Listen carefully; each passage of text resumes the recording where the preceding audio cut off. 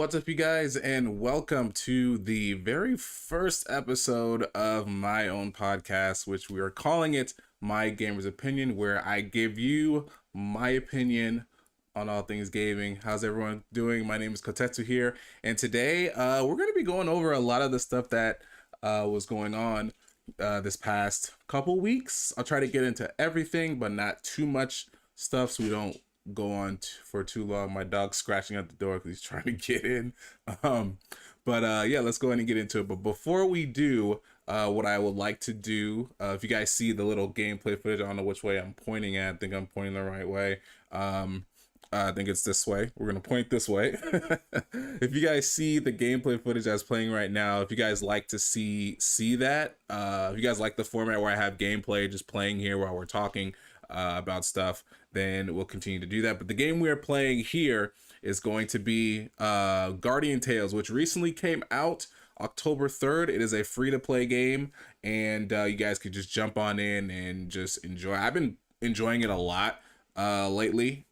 Like after I think I downloaded like a couple days ago, and I've been enjoying it a lot. It's really fun, really easy to play too, as well. So it's, you start off as, you're this soldier protecting this queen and the princess, and then there's this attack, and then, some mage helps you and the queen and the princess escape, and then all of a sudden you guys separate and you're trying to look for the princess and the queen and all that other cliche stuff. But gameplay is really simple. It is a free to play, so it is a gacha, so you're gonna have to deal with that. But if you download it right now, you will get 10 free summoning plus another 2 free multi-polls. So you'll get 10 free multi-polls plus another additional 2 multi-polls on top of that if you guys decide to download it right now. Which, like I said, when I start playing, I got those, so don't miss out on that. I don't know if they're gonna keep that going for too long. Sometimes with stuff like that, they only keep it going for about like a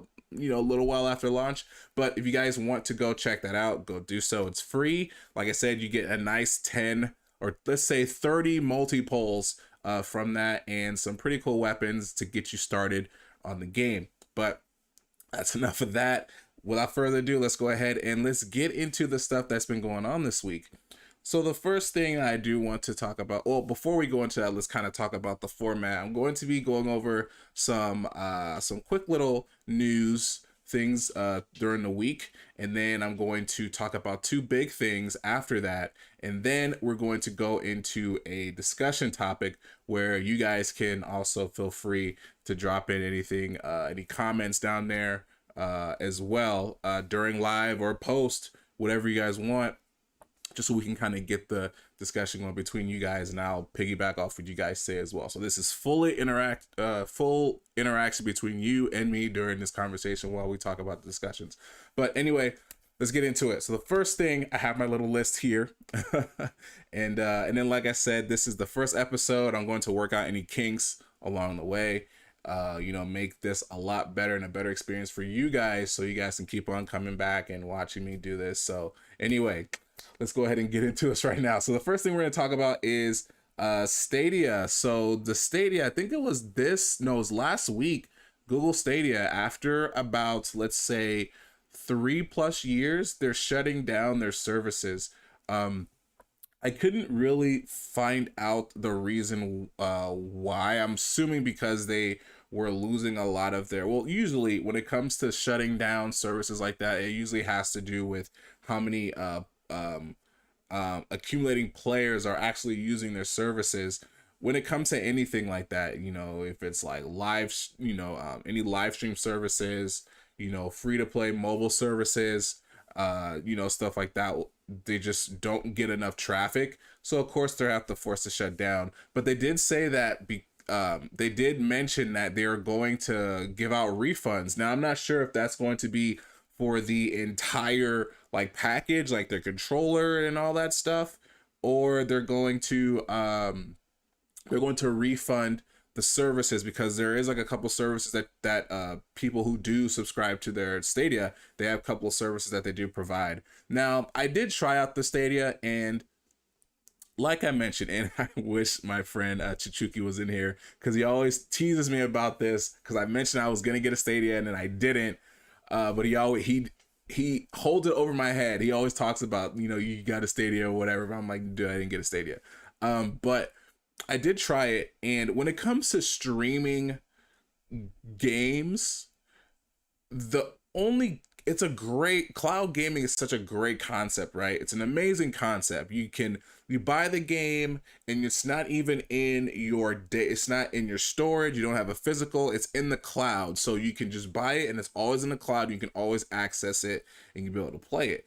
The only caveat to that is it's a streaming service. So no matter what, you're going to have incredible internet to be able to do it. It's not like streaming Netflix, or it's not like streaming a movie or music where it's just such a small amount of data that's being pulled back and forth. Games are take a lot more when it comes to everything that was put into it, especially if it's online. So when you have something like that, an exchange like that, you're pulling more data and pulling more stuff, and it can slow down your internet, or it could just make your quality of your gameplay quality very grainy. So you have to have great internet, and not a lot of people have great internet. So I think that's probably where they struggled at and where they started to lose their customers. So that's unfortunate, but they had a great concept, and I think honestly, I think the best right now, in my opinion, the best kind of gaming service like that is Game Pass. Still, hands down, Game Pass is still the best gaming service that they have out there right now. It's unfortunate that Stadia or Google is dealing with this, but you know what? Doesn't mean that they can't figure it out and then come back with something better to kind of solve that issue. So, we'll see. Unfortunately, Stadia is going away. They have some victims already.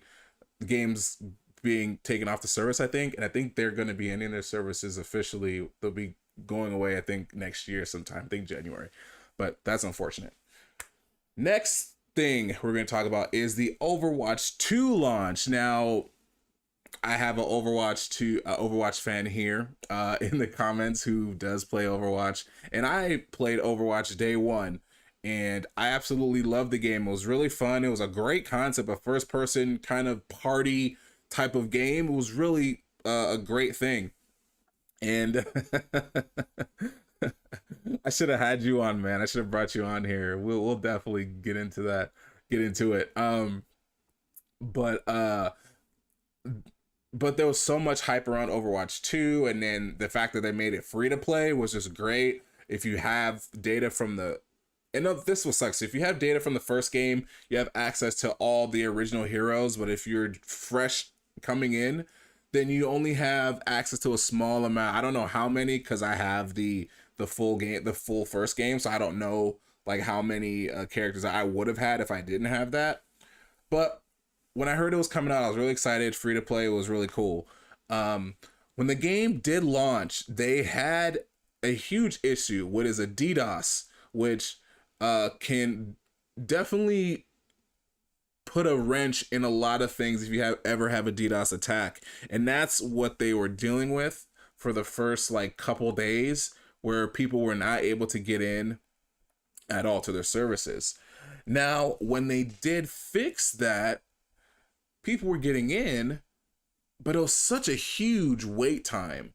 Like, it was such a huge, incredibly huge wait time. Like, think when I joined, I think I was at a queue of like either 1900 or like 19,000.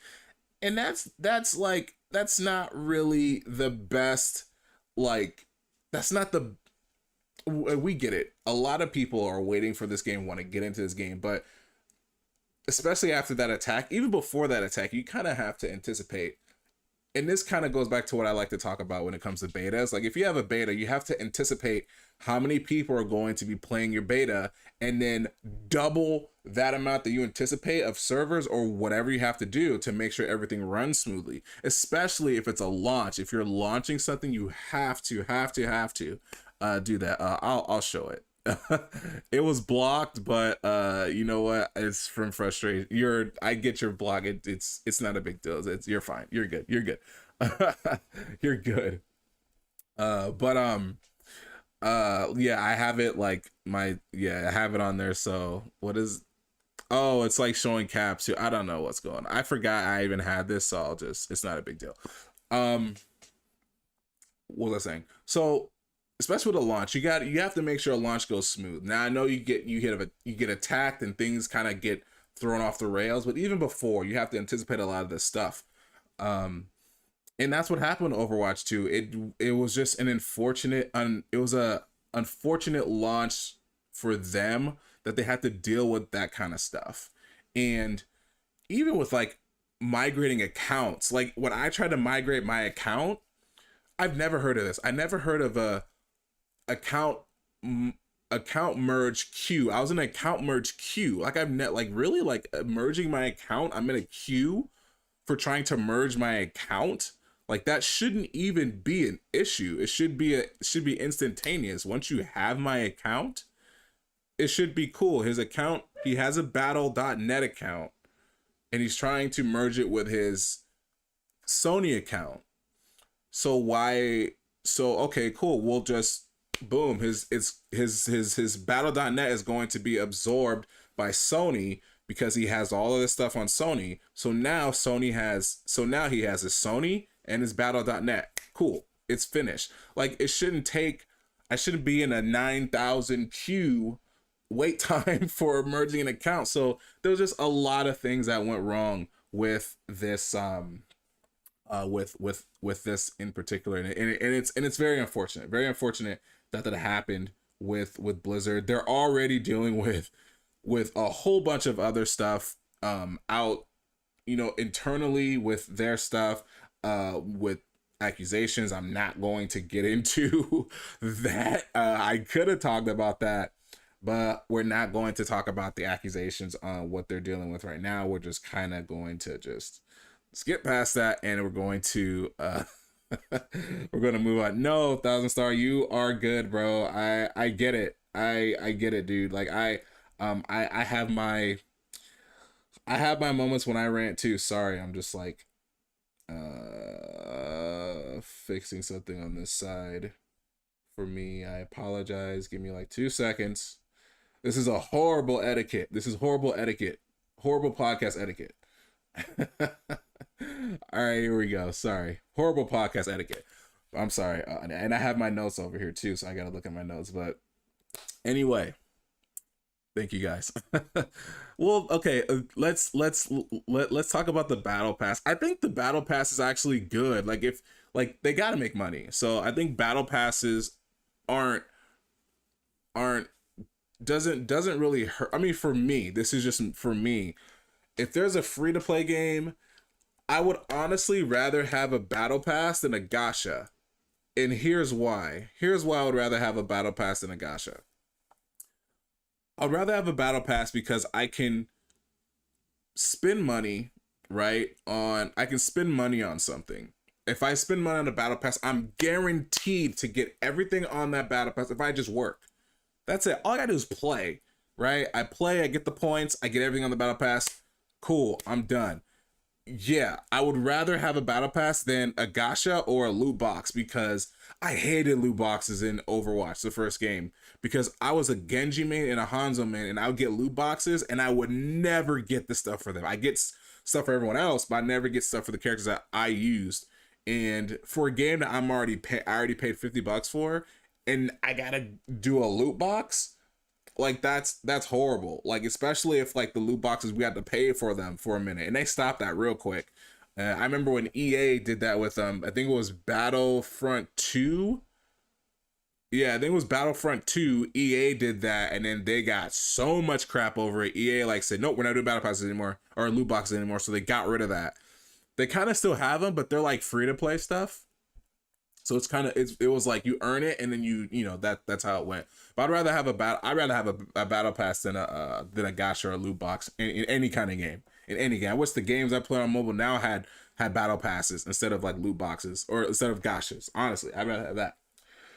But hey, we talked about 2 failing services and games at launch. Here's a nice little game that had a the the little train that couldn't run, or the little train with the small engine, or whatever the that is, that kind of story is. Cyberpunk 2 has had an uptake in players since the anime has dropped. The anime, of course, the anime, and I think their rise of players was definitely going up, but definitely since the anime, it's definitely pushed how many players, concurrent players, are coming back to Cyberpunk, which is actually really, really good. Like I said, I played Cyberpunk day one, and I didn't run into too many issues, not like how everyone else was, but the game is good.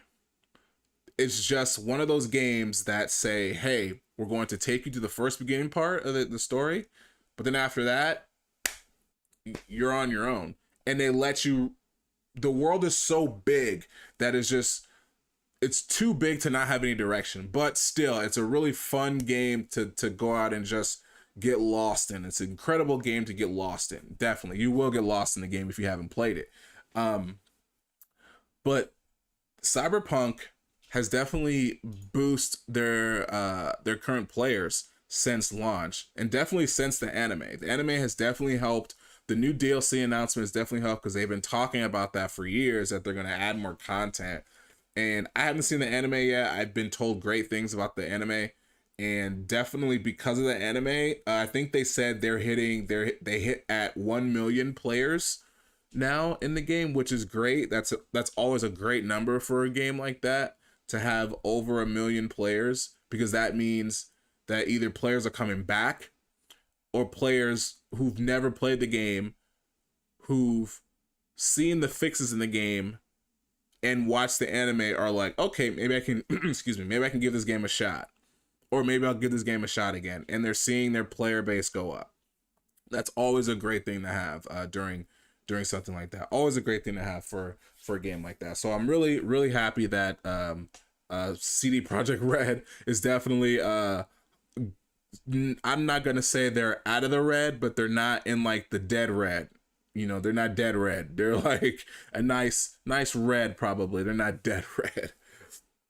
Oh man, I'll let it go. What you 1,000 said paying. Oh yeah. Yeah, I get that. I get that 100%. Shelling out that much money just for skins is kind of ridiculous. So I get that 100%.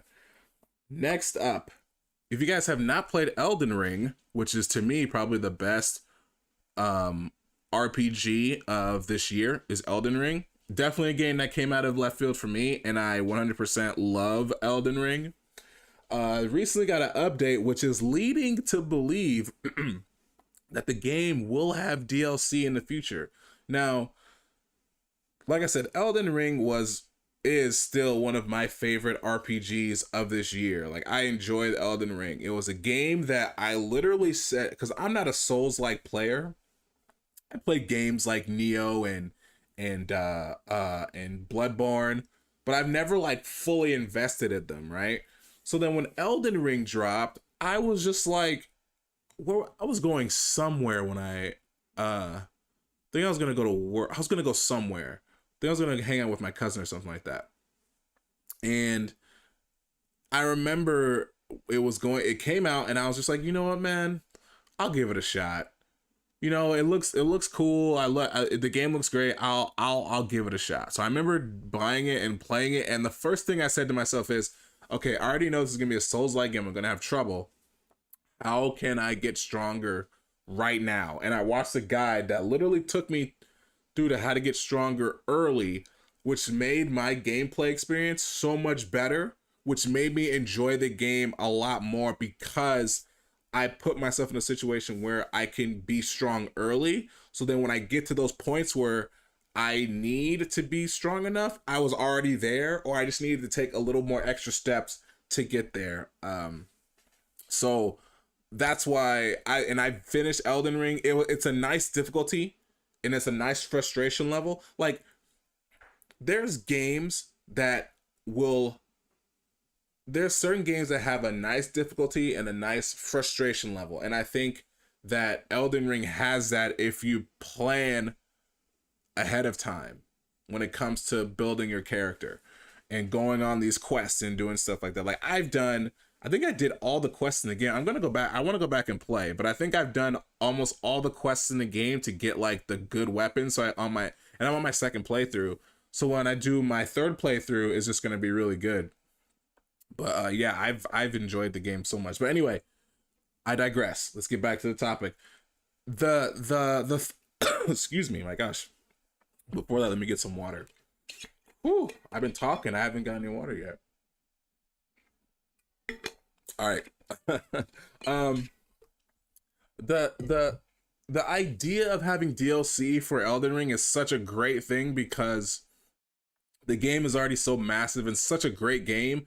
To add more content to it is something that I want, and I've wanted it ever since I finished the game. I'm like, yo, this game needs DLC like right now, because if it did, it would just elevate it even more with great content and great gameplay and everything like that, and more weapons and more gear and all that stuff. So DLC for this game is definitely a must, and with the update and having a potential or possibility to have DLC, I think it's going to be good. I think it's a great thing to have. I think Elden Ring will definitely get more players coming back and more players to actually play with DLC coming out for this game. So definitely Elden Ring DLC is a must. It's probably the one thing I request a game to have DLC next to Xenoblade Chronicles 3. I would love to see Elden Ring have more DLC, so that's going to be really cool. Next up, Miles Morales was announced for PC. They have a release date for November 18th, which we kind of, if you didn't like kind of know, or I don't want to say it was a surprise. It was nice to see. My nose is tickling a little bit. It's nice to see. We all knew when we saw Spider-Man come out for PC. We all knew. And it was just a matter of time. We're just like, all right, Miles Morales is coming. Especially for mods. Like, there's a lot of mods that I like to see for Miles Morales. And I can't wait now because they're coming now. Like I said, if they came for Spider-Man real quick, like the second Spider-Man drop, mods were just all over it. And we have a great, amazing mod community for Spider-Man. They're going to put that same effort into Miles Morales. And Miles Morales is getting the same treatment. You know, more performance options, ray tracing, NVIDIA features, all of that. So it's getting the same overhaul that Spider-Man Remastered did when it came out for PC. So it's going to be good. It's going to be good to see that coming up on there. And also, next on there, if you guys did not know, Persona 5 R is going to be coming out for all platforms now. It's going to be coming out for Xbox, Steam, and Switch, because a lot of people have been asking for Persona 5 for all those consoles, especially for the Switch. Like, everyone's been asking for that for the Switch. With that release coming, there's going to be guidelines that Atlas has put out for this game to control how much of the spoiled content is going to be released out there on YouTube and Twitch and all the other streaming platforms where you can stream at. And I think that's it's good and it's bad, because it's good because for those who have not played Persona 5 Royale or just Persona 5 in general, and they get to see it's coming out for the consoles that they want to play it fresh, and they don't want to be spoiled by everyone who literally makes a thumbnail of the spoiled event, and then not only is the thumbnail there's a title, you know what I mean? And it's just like, well, that's great, because now I know what happens now. And there are a lot of content creators who do that to pull people in. And now that Atlas is like, look, we want you guys to stream our game. We want you guys to advertise our game, but do it respectfully, in a way that doesn't ruin the experience for everyone else who is playing through or is planning on getting this game. And I think that's a great guideline to have for a lot of games. But I think a lot of developers realize, or I think a lot of developers don't do that because it's hard to control people on what they can and what they can't put out. You know what I mean? So it's hard to kind of put some kind of leash or guideline to say, oh, you can't put that on there. You know what I mean?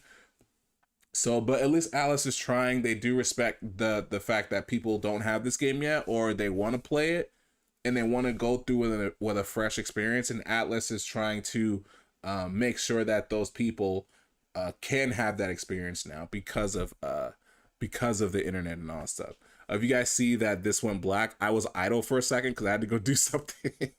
I didn't edit it out, but yeah, that's why it went back. But it's gonna come back soon. But yeah, we have Persona 5 coming real soon.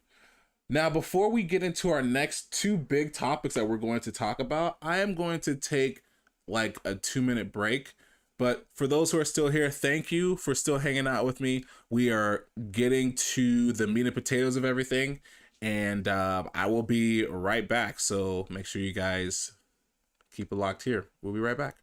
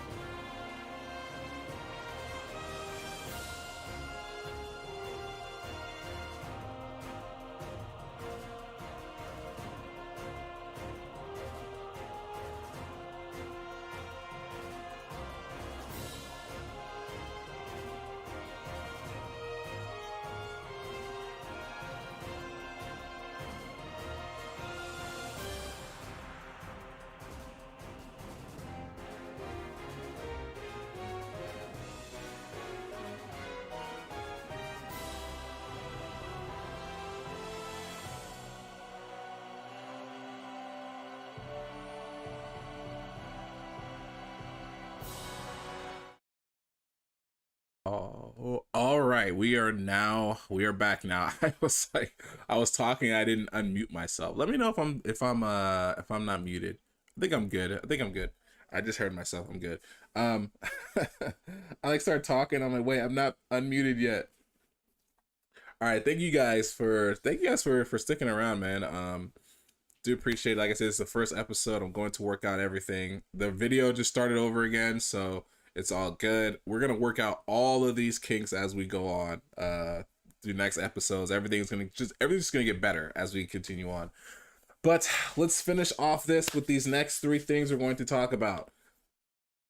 First on here, the topic is going to be Pokemon has dropped the trailer last week. I think it was Wednesday, going over a lot of the features and things we're going to be seeing in their next game. Just quickly, I'm kind of going off the top of my head here. I should have had everything listed, but I think I remember most of the stuff. So what they did with the trailer, they tried to do it with 4 perspectives, which like 4 different players are going to be in the world of Pokemon. Now they're advocating that there's 4-player exploration, or let me say there's 4-player exploration in Pokemon Scarlet and Pokemon Violet. They're advocating that, and they're also saying there's different ways of experiencing the game. So that's actually kind of reassuring, right? Not sticking to the try and true, the best being, want to be the very best that no one ever was. Kind of that should be like the road, like, you know, like there's a title for that, like the the want to be the very best storyline, and then there's this storyline, and there's this like that. I think that's what that should be. Um, but they're pretty much saying that that's not the only way you can go. You can do other things in this game, like you can go on this treasure hunt, and I think the treasure hunt is just so I forgot what it was, but I think it's just going on and doing a treasure hunt and finding Pokemon and stuff like that. Now, the gameplay, which I wish now before we get into that, let me just really quick say this. I feel like Pokemon Legends Arceus was probably my favorite Pokemon game of all time. Pokemon Legends Arceus is my favorite Pokemon game of all time. And here's why. They did not stick to the formula. And with doing that, they produced something so amazing. I enjoyed the fact that I was able to just walk around and see random Pokemon all over the place. And I can just grab my Pokeball and just throw it and catch it. I love that. That is what I wanted to experience since I watched the anime. Is just to be able to go around, toss my Pokeball, and it's caught. Or not caught. And it gets mad and comes and attacks me. Like, I like that. It definitely helps when I was shiny hunting. I've done shiny hunting. And I didn't have to have, hopefully the random encounter was a shiny. No, I can go up. There would be a indication that it was going to be shiny by how it looked and the sound. And I said, yo, shiny is right there in front of me. Let's catch it. And I can either catch it or fight it and then weaken it enough till I can catch it. I've done stuff like that in the game. It was such an incredible experience. I still enjoy it till this day. I still enjoy that. From what it looks like in Scarlet and Violet, that's not exactly what we're going to get. And it's a little sad. It's a little sad because Arceus was supposed to just be a game to hold us off, but I don't think they intended Arceus to be such a great formula of gameplay that people who enjoyed it so much are looking forward to that in Scarlet Next. I don't think they anticipated that, and it doesn't look like we're going to get that. It looks like we can run into a Pokemon, initiate combat, or we can just throw our Pokemon and the Pokemon will just run over them, and then that's it. Now, in Arceus, you couldn't do that in Arceus. If you threw your Pokeball out, it would initiate combat. That was cool. Like, if you ran into a Pokemon in Arceus, you would take damage. I think that was good. That was good to have that. But in next Scarlet Next, I want to say Scarlet Next is so bad. It's just something I've been trained to do or been used to. Scarlet and Violet, you don't do that. You can run up to a Pokemon and initiate, or you can throw your Pokemon just run into them, and then you'll just get the materials from that Pokemon, which is cool. I like the whole materials gathering thing. I like that. And then you can also use your Pokemon to gather materials, just like in Arceus. Like, if you see a tree, you just throw your Pokemon just ram into it, and they'll drop, items or whatever, or rock mine stuff or whatever. Your Pokemon will gather it for you. You can do that in there. Another thing they showed off is what were they called? Titan Pokemon, which you can fight, which is pretty cool. I hope that you can, which it's just like in Arceus, how you had Alpha Pokemon, which were like just huge, bigger forms of those Pokemon that randomly would appear, or they would have a certain spawn place that they would spawn at, and then you can hopefully if you keep getting the odds to it, that regular spawn Pokemon will be a shiny. Like, I've done it. I've caught a alpha shiny Infernape, which was like the hypest moment in the entire game when I finally found one and caught one. It was so hype. I was so happy about that. I wonder if that's going to be a thing if in Scarlet and Violet, where you find a Titan Pokemon. I think they're called Titan Pokemon, and you can just you'll find them all over the place. Like, the Titan Pokemon are just like alpha Pokemon, and there's a chance that they can be shiny. You know what I mean? Like hopefully they kind of kept that in Scarlet and Violet. But you can hunt Titan Pokemon in the game. You can do like these weird like raids and other these raids in these bases, and your Pokemon will just have like skirmishes all over the place until you run into the main big boss and you have like a traditional fight. You can do that.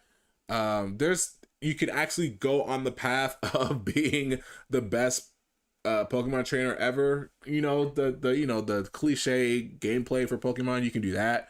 They're advocating that there's a lot more you can do besides just going on the path of being the greatest trainer that ever was.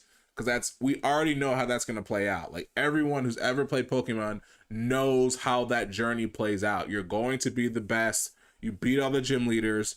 If there's an Elite Four, you go after the Elite Four and you become Pokemon champion. Like that's exactly what that is.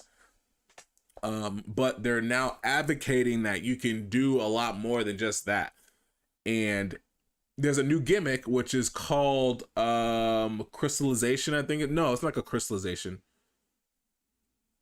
I forgot what it was called. It's something where your Pokemon, which is a great gimmick by the way. I think it's probably one of the better gimmicks in the games that doesn't risk online competition. I think it's like Terra something. Oh gosh, I forgot. But pretty much what it is, if you guys haven't seen it, you change the appearance of your Pokemon. It looks like they have like this crystal crown over their heads, right? And what that is that gives them an additional element, a different additional typing, which is probably an awesome thing to have in something like that. Because if you're up against it and say for example you're a fire type, right, and you're going against a water type, you're like, well crap, I'm gonna lose. But if you use this gimmick, you can change your fire type into it's not electric, an electric type. So your Charizard or whatever fire type Pokemon will have that. There's nothing wrong with linear, simplistic as that is. No, I didn't say that. It's just sometimes if you're someone like me who's like played every single Pokemon game and it's just like I already know what this is about, you kind of already know what's gonna happen. You know what I mean? Like it's not like Legend of Zelda or anything like that, which it's not like a Legend of Zelda game that I think is linear. Pretty linear is Skyward Sword. Skyward Sword is pretty linear, but I don't know what's going to happen in the game. If you played a lot of I'm not knocking linear games. I'm playing Valkyrie Elysium. That's a pretty linear game, but I'm enjoying the fact that I don't have to be overwhelmed by this huge open world that I'm like, well, where do I go? Like now there's times where I would love to play a game that just says, hey, just throw me in a world and let me explore. I don't mind that because I'll just play some music and just sit there and just explore every little nook and cranny. I'm not hating on linear. I'm not hating on linear games. I don't like linear storylines like that. I guess that's what I want to say. I like linear storylines where it's just this here and there's no room for any plot twist or anything else to get in and kind of expand the story to the point far from their what's the expression, guardrailed story. You know what I mean? Like I'm not saying I don't like linear story. I'm not saying I don't like linear gameplay. That's fine. If it's a linear story which I'm like, okay, I already know what's gonna happen, then I'm just looking at gameplay. But that's just me. But anyway, see, this is interactive. That's what I say. I like interacting with this. This is probably be the most interactive podcast you ever seen, that ever been on, man. My podcast is going to be the most interactive podcast you ever watched. But anyway, I digress. but that's what, but they're advocating that you can do a lot besides just doing this one storyline. You can do a lot of other things and you'll get more experience out of this game, which is cool. Like I'm not knocking it at all. I mean, I'm not mad at it at all. What I do wish that I wish they would have looked at Arceus and said, "Yo, this gameplay did something and it made everyone enjoy it. Let's let's let's keep that going." And the fact that they have this gimmick that can be very strategically used, especially in competitive battles, that just adds another layer of meta to competitive play. And I think that's going to be really cool to see, which I would love to I would love to get into. Because of that, it makes me curious of how competitive play will be in Pokemon because of the terraforms. I think the terraforms are terra typing that they have in the game, which is really cool. Now, the one thing that I'm a little bit upset about the game is that, like I said before, they say there's 4-player exploration, right? But how much can 4 people do in Pokemon, right? They, on their website, I remember reading on their website some time ago, they said that players can, up to 4 players can explore together, but only one person, but you can't, all 4 people can't go into, like, let's say for instance, me and my cousin have wanted a Pokemon game so bad that we can play together. We opted to play Temtem because we can both battle and play together. No matter what, we can always be right there doing that stuff together, right? In Temtem, that's why we enjoyed Temtem so much. Then when Arceus came out, we kind of dropped off of Temtem and we played Arceus for a while, but we might get back into Temtem. But in Temtem, you can literally do everything together. From battles, you can battle the leaders in the, I don't want to call them gym leaders, but you can battle like those, you know, gym leaders. I'm going to say the gym leaders in Temtem together. You can do everything together. You can do everything with the person you're playing with. And you can also see other players running around and stuff like that. But you can play with the person you're playing with. You can literally do everything in Temtem, which made Temtem such a great substitute for Pokemon because they had that attribute in there. And it was such a great game. You know, obviously they have it for every platform, especially for the Switch. You know what I mean? They have it for every platform. Pokemon right now, what they said was the only thing you can do together as 4 people is do raids. Which is like, okay, you guys are just giving us what we had in Sword and Shield. But we don't have to wait. What looks like, from what the trailer looks like, you have 4-player raids, and you don't have to wait for the other person to go. Everyone could just go at their own pace. Everyone could go simultaneously. Like, you'll have 2 thunderbolts hitting at the same time, or 1 fire blast, or a water gun hitting. You know, like, everything is just kind of going at their own pace. You don't have to wait, which is nice. I like that. I didn't like the fact that we had to wait in there in Sword and Shield, because it just made it so long, and it just, you don't know who's doing what, and it could just compromise the entire thing. So they said you can only do 4-player raids. If me and my cousin were playing Pokemon Scarlet and Pokemon Violet, right? We couldn't both explore, and we couldn't both see a Pokemon, and we couldn't both go at the same Pokemon at the same time. We can't do, I think they said you can't do that. If someone's battling a Pokemon, all the other person can do is cheer them on.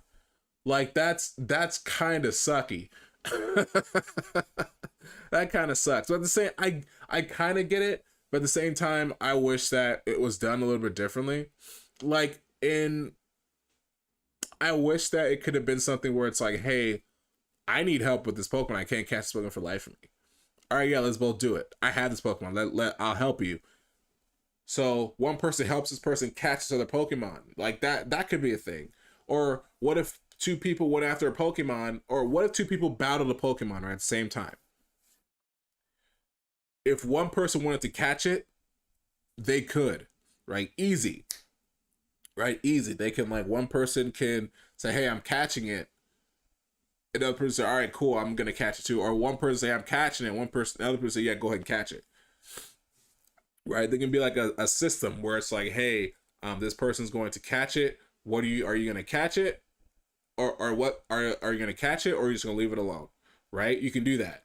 If you leave it alone, the other person's catching, you still get the experience points. If the other person's going to catch it, you can also opt in to catch it too.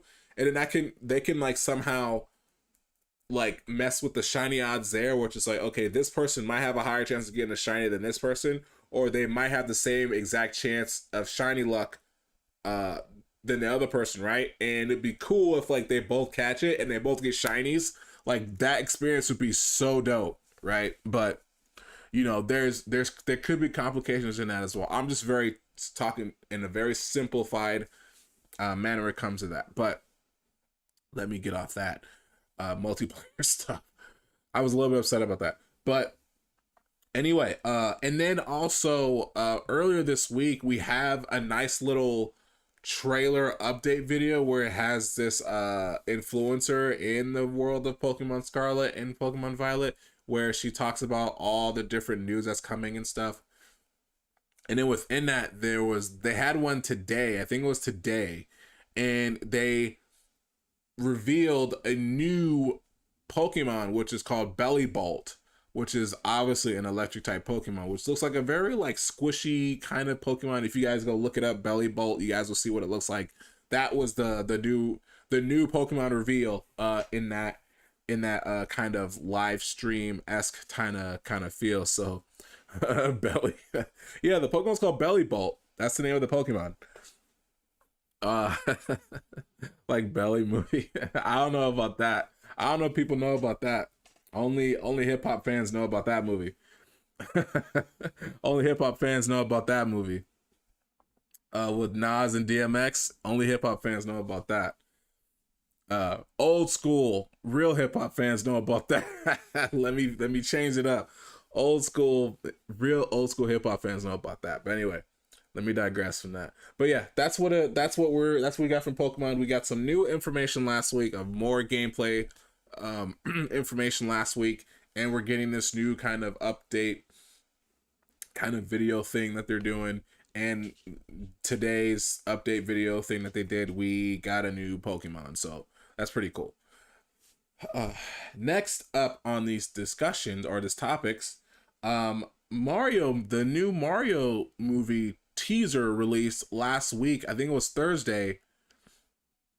Was it Thursday or was it Wednesday? I think it was Thursday. I think it was Thursday. They showed us, they had a direct about you saw that just now. They had a direct showing the teaser for the Super Mario Bros. Movie. And if you guys did not see my reaction, I did a reaction, and it was pretty cool. It did pretty well. And then also joined a podcast, Chrono Show podcast, talking about the movie as well. But I'm going to talk about some more about it here. We're going to talk more about it here. They showed it up. They had a direct. I missed the direct, but I didn't even watch the direct. I just went into the teaser they showed, which looks like incredible. I cannot wait for this movie. But I'm sure the direct had Miyamoto, and then it also had Chris Pratt. I think it had Chris Pratt talking about it. I think I didn't watch it too much, but the movie looks great, especially from Illumination, which is like an amazing animation production, which has done pretty much all of the Despicable Me's. They've done Sing, and I'm sure there's some other ones in their resume too that I can't think of, but they've done great movies, and the fact that Nintendo trusts this company to do this was a pretty big move, and it's already looking promising. So the voice acting is great already. I love Jack Black as Bowser, which is awesome. Chris Pratt doing Mario, I'm not mad at it. I'm not mad at it at all. Like, I think everyone was like, all right, let's see if Mario's gonna have his Italian accent, and he didn't. But it does look like he is going to have that kind of Jersey kind of what's the word for it? Like a New Jersey, a New York type of lingo when it comes to that. So That's baby penguin grew up to be king, right? But it looks like that's what Chris Pratt's going to, from what the little clip that we got, that looks like that's what Chris Pratt's going to do. And I mentioned this before. I'd mentioned it on that podcast. So I'm going to mention it here, that not everyone can do an Italian accent. Not everyone can do that. Not everyone can carry that through an entire production of a movie. Not everyone can do that. So when when I saw that, when I saw Chris Pratt and oh my gosh, what's the dude who's doing Luigi? I didn't hear it, but I forgot his name. Something Day. I forgot his name. But I think so far they're gonna give us exactly what we want in this movie. You know, it's obviously it looks like it's gonna be the origin story of Mario and how he got to the Mushroom Kingdom and how he becomes the savior of the Mushroom Kingdom. Um, but I think it's gonna be good. I think it's gonna be good.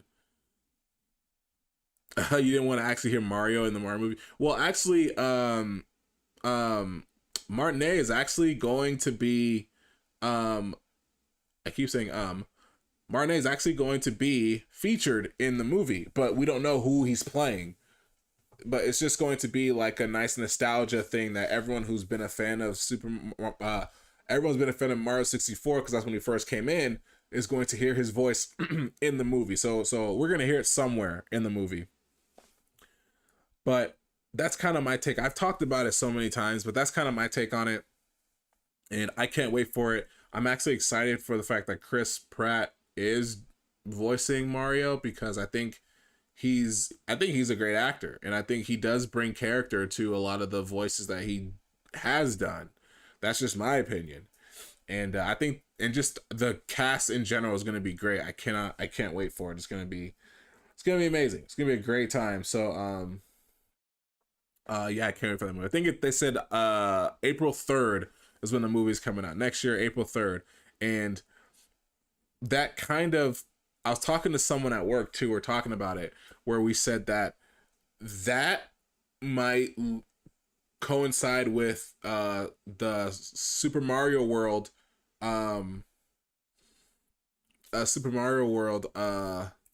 release, the opening, because Super Mario World or Super Nintendo Land is supposed to be opening up next year, and we're like, oh, could they coincide? Because the Super Mario movie is actually a Universal movie, which is because what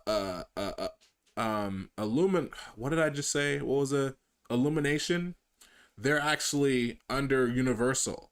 So the fact that the Super Mario movie is a Universal movie, and the fact that they have Nintendo Land coming out next year, the release of both, products could coincide with each other. So we don't know. That's just my own speculation of that, but it would be pretty sick if they did come out on the same day. If they did kind of open up and drop on the same day, because then people can see the Mario movie at Universal and then go visit Nintendo Land like right after. You know what I mean? So that'd be pretty cool. That'd be pretty cool. All right, well, we're done with those big news topics. Now we're going to get into a discussion. And what I like to do with the discussions, I like to kind of come up with something that come up with a nice discussion that will stem from one of the things we talked about. And this discussion is going to be about the Super Mario movie. And just to kind of go into it, like I said, Super Mario movie is going to be great. It's going to be the Super Mario Bros movie, sorry, is going to be, to me, and I don't know about anyone else, but to me, it's going to be the biggest video game movie of all time. We've had horrible video game movies in the past. Horrible or poorly produced movies, right? Movies that should have been CGI were live action. Movies that were live action were CGI, and it was just, the stories were just weird and it's just awesome. But we had horrible movies.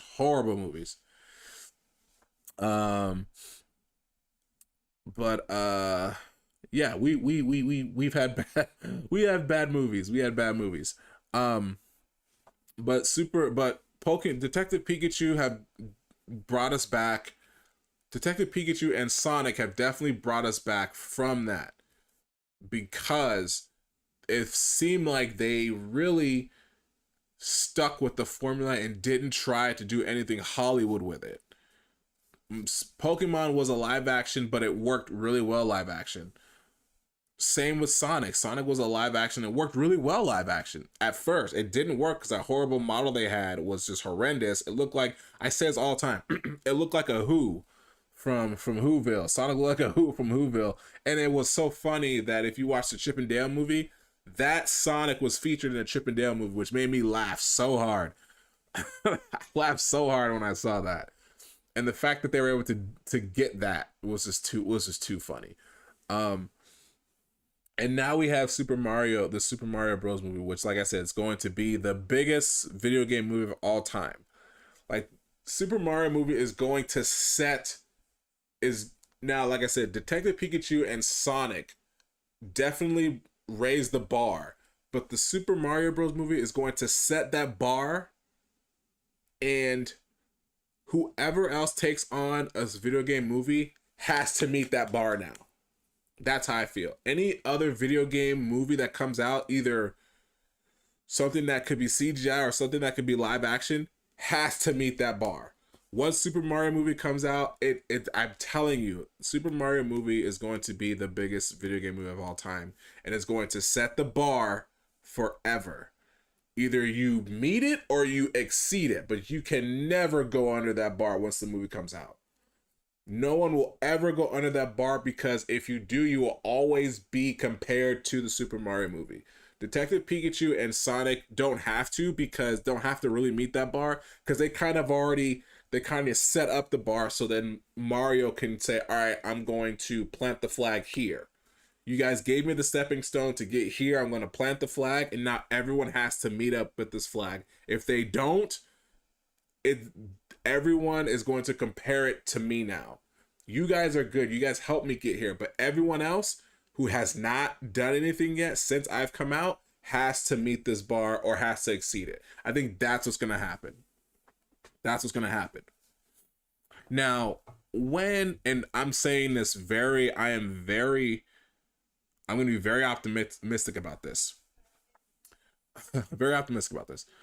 When the Mario movie does well, because we already know it's going to, when the Mario movie does well, what other Nintendo IPs can Nintendo give out to? I'm pretty sure Nintendo's going to stick with Illumination. They're going to stick with them, right? They're not going to go anywhere else. They're going to stick with Illumination because their park is at Universal. Illumination is a Universal, it's part of Universal family, so they're going to stick with Illumination. What other Nintendo franchises will they give to Illumination, or no, will they give to Universal to work on? I'm so glad I didn't talk about this before. I'm glad I got to talk about it here, because this is the best place to talk about this, was here. Now, a lot of people have been doing memes about Legend of Zelda. Like, we've all seen the Tom Holland Overwatch movie. I can see that being CGI though. That's where that would be dope. But I'm sure everyone has seen the Tom Holland memes about Tom Holland being Link, right? Everyone has seen that. But I feel like a Legend of Zelda movie would be so hard to make, because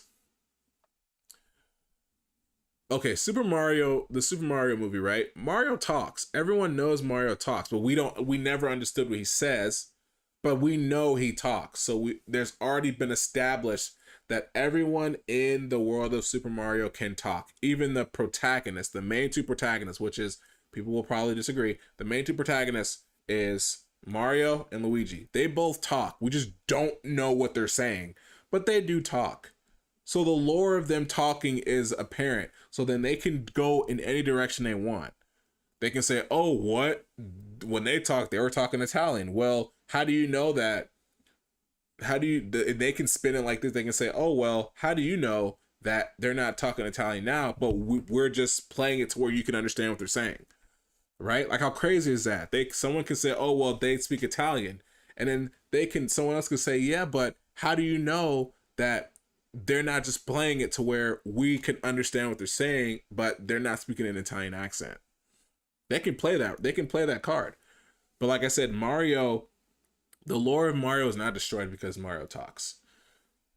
Link does not talk at all. Link doesn't say a word.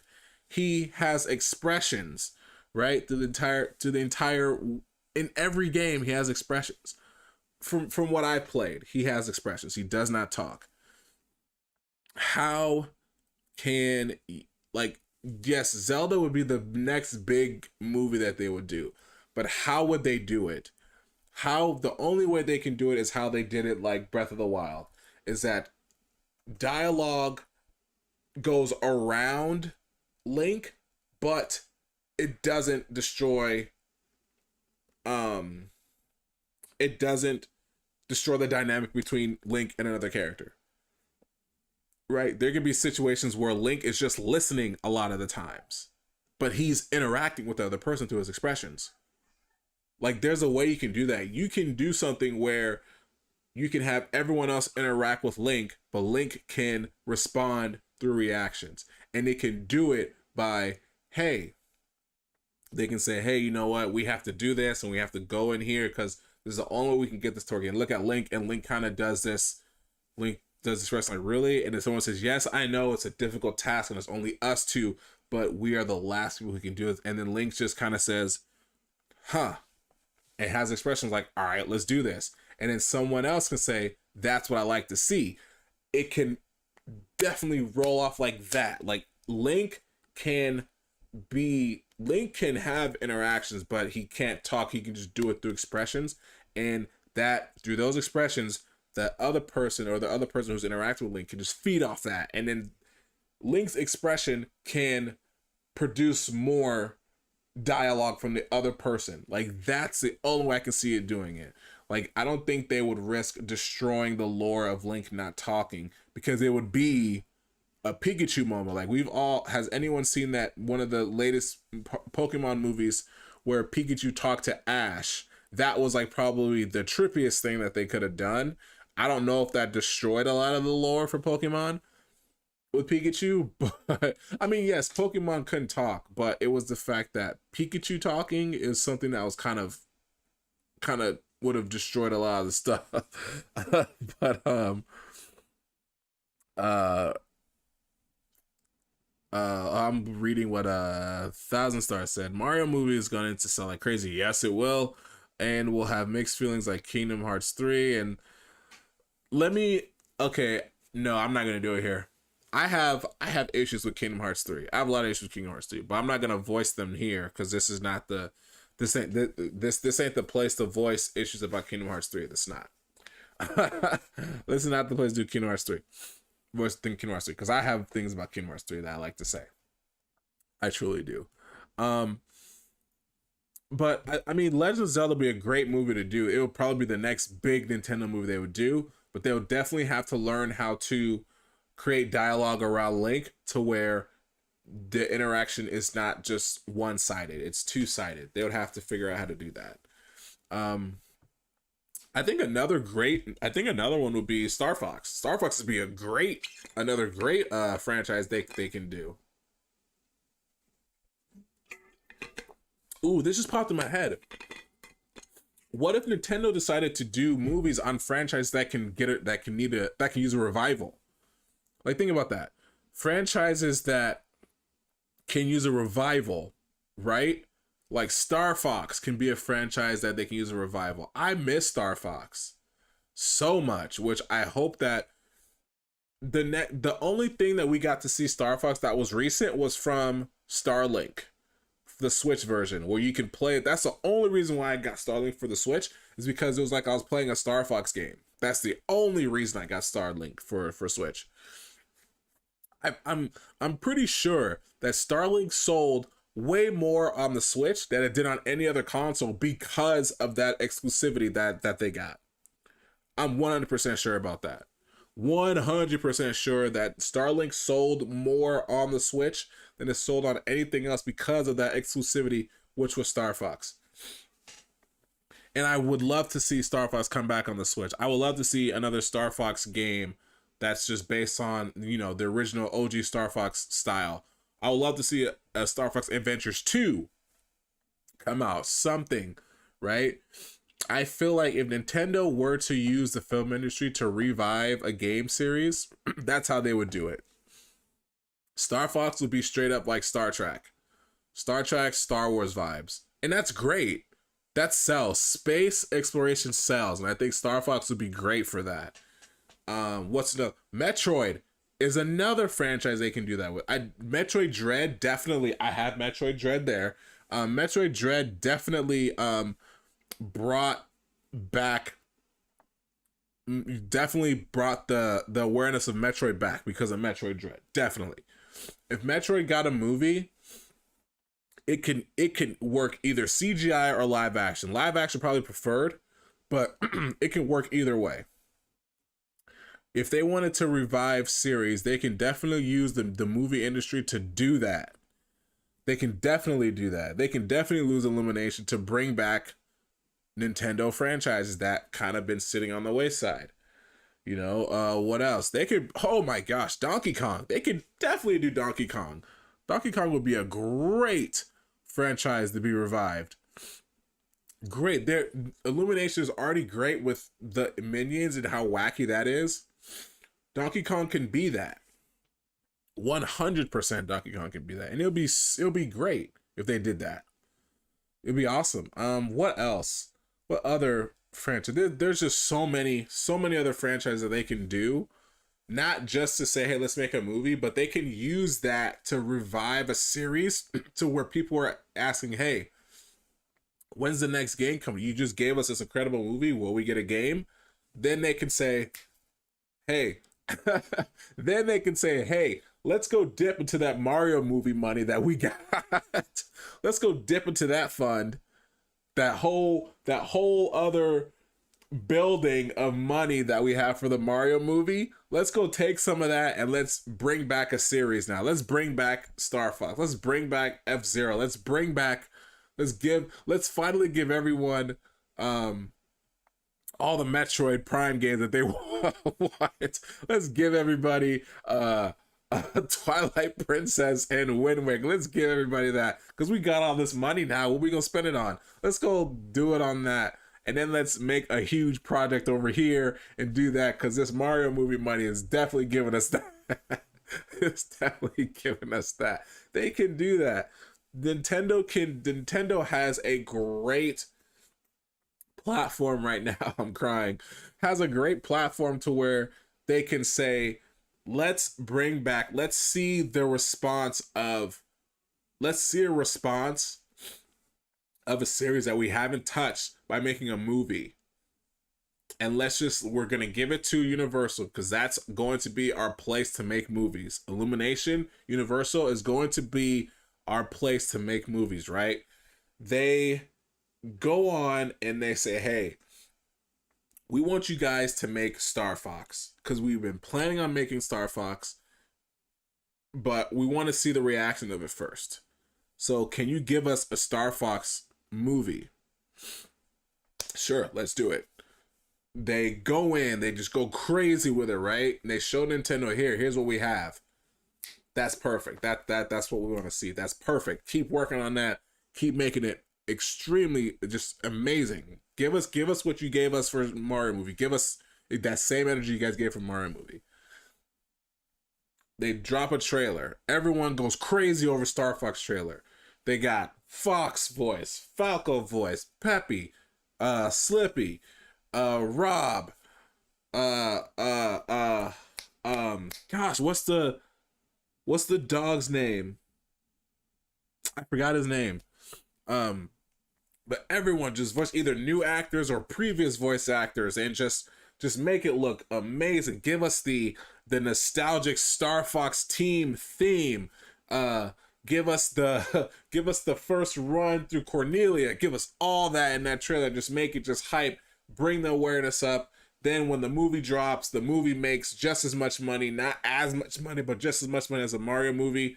Cool, we got our response. Hey, take this money and we're gonna make a Star Fox game. Like that's exactly how I'm telling you, if I worked at Nintendo and if I worked in their marketing firm, that's exactly what I'd say.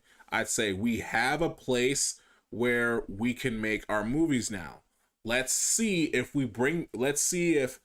try making a movie and try using that to bring the awareness back and see if how people feel about feel about the movie. Let's make a game, not based off the movie, we'll just make a game to see what people feel about it. And then that game is probably going to sell. I'm telling you, if I worked at Nintendo's marketing, that's how I would present it. I'd say we have a place that we don't have to worry about because we're not putting in the time. They are. So we can have them put the time in to make this. There's I mean, yes, there's project management and timing when it comes to movies, but we don't have to worry about that. We can just kind of micromanage that and see where they go, to where we're going to see the fruits of that labor, and we're just going to piggyback off that, and we're just going to make a game. That's how I would do it. That's how I do it. That's how I do it. I kick it to them just like that. If someone want to clip this and send it to Nintendo, go right ahead. But that's how I do it. I would say, hey, Nintendo, do it like this. You use Universal Illumination to see the response of old franchises, how that responds. That might bring in new people. That might bring in new people who've never really experienced those genres, those games, and they'll see it on the big screen and they'll say, hey, this movie was cool. Is there a game? And their parents or people who played those games say, yeah, there's this, which will bring back a new community, which Nintendo could say, hey, we're going to make a game and we're going to sell. I'm telling you, I'm telling you, if I was on that marketing, I'd tell them that. I'm telling you that.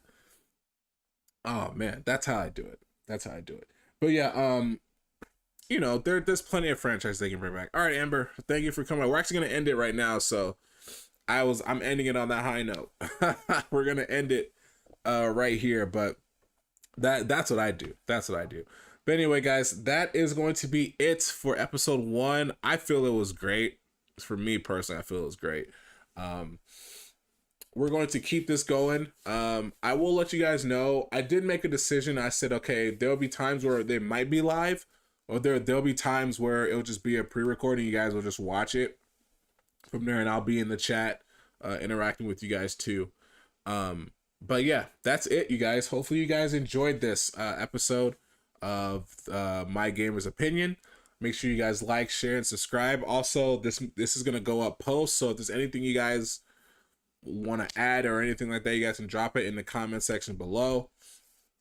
Also, I do stream on Twitch. I was gonna stream tonight, but we'll just stream tomorrow. I'm kind of like losing my voice, I feel like, or it's going dry. I don't have water. But make sure you guys follow me at twitch.tv/Kotetsu Tokai. Like I said, I'm gonna have all the kinks worked out and set up, so then this is a lot better flowing, and you guys will see stuff pop up and stuff like that. If you guys like this format too, of gameplay going in the back, I'll keep doing that. I think that's pretty cool. You guys can see what's going on. If you guys like that, let me know if you guys like to see that. And we'll have some guests on here soon. I'm gonna like kind of build a format or layout that will have guests on here while there's gameplay playing as well. But thank you guys for coming, man. I do appreciate that. Amber, 1,000 star, appreciate that. Geek was here. We had Trev was here. Thank you guys. Thanks for everyone who's watching, who's sitting in the back, just lurking, listening. Thank you guys so much. I feel this was a success. We're gonna come back with more next Friday, and I'll see you guys then. But before I leave, I will want to give you guys something too. I learned something. One of the dopest things I've listened to today, because if you guys didn't know, no one knows, I become a huge Logic fan. Logic is such a great artist. He's such an inspirational artist, even through his music, even through his interviews, everything. Such a great artist to listen to. I love Logic. I became a Logic fan in the past 2 months. And one of his albums, there was a track on there, and it was from a female film producer, and I forgot her name, but I know who she is. She was, I think it was the same one who was in Master. She was in Master of None. She was in Ready Player One. she was in some other stuff too. I forgot the name of those, but she said something about her artist and what she does. She doesn't do it for applause. And she says she doesn't do this for applause, because if she did it for applause, she has to take the tomatoes. She has to take those thrown tomatoes as well. And that's such a deep concept, because everyone who's doing this does this for the. I feel people who are doing this, they do this for the recognition, right? And they do it for the recognition, not realizing that when it comes with recognition, you're going to get more criticism than recognition, right? So if that's all you do this for, then you're going to have to deal with the negative side of it. You don't do this for applause. If you do it for applause, you gotta take the tomatoes too. So that's that. But anyway, guys, I don't do this for applause. I do this because I love to do this, and I love doing this for you guys. I love doing this because I love interacting and I love creating. I don't do this to get likes or anything like that. Now, I do hope it goes there, but primarily, you guys will see the passion and everything that comes out of this through me. And if that gets applause, then that's great. I don't expect applause, but if it does get applause, that's awesome. I know it's gonna get tomatoes, but if it gets applause, that's awesome. But anyway, guys, thank you guys for hanging out and sticking with me and being a part of this first podcast. It makes me so happy. And yeah, I will see you guys either tomorrow or on any other videos or on the next podcast. Same time, same place. This is Kotetsu here, and I will see you guys on the next one. You guys have a good weekend. You guys have a good night.